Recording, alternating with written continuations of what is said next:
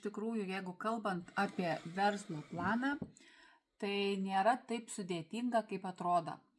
Žinoma, iš pat pradžių būna visiems tokia nežinomybė, kas kaip ir su kuo, bet laikui bėgant viskas susidėlioja į savo vietas.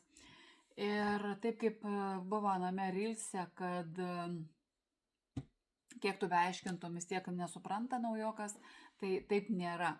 Vis tiek kažkokią tai dalį pasiimi, vis tiek kažkokią tai dalį užfiksuoji, o paskui, jeigu tu darai verslą, tai viskas eigoje gaunasi savaime.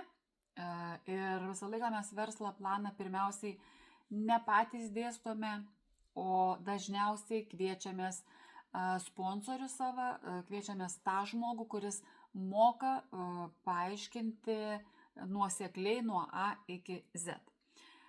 Tas pats buvo ir man, kaip aš ir minėjau, bet tikrai aš nei nuo pirmą, nei nuo antrą, nei nuo trečią mėnesį aš per vakarėlius tikrai nevesdavau to verslo plano ir nestudijuodavau ir nesakydavau.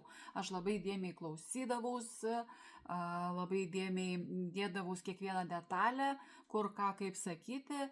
Žinoma, buvo faktų, kada papasakojau, bet kaip aš savo sponsoriai sakau, nežinau, ar jis suprato.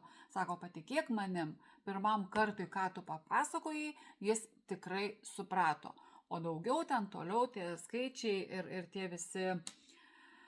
tie visi gyliai ir taip toliau, tikrai viskas ateina su suvokimu, sudarimu, suveikimu, subuvimu.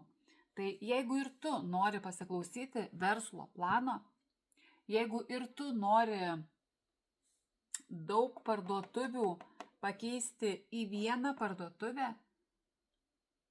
ir iš tos parduotuvės pirkti jau su 20% nuolaida, ir jeigu nori uždirbti labai gražius pinigėlius,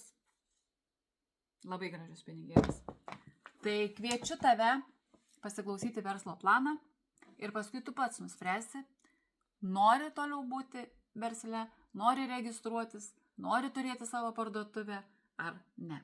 Viskas tavo rankose.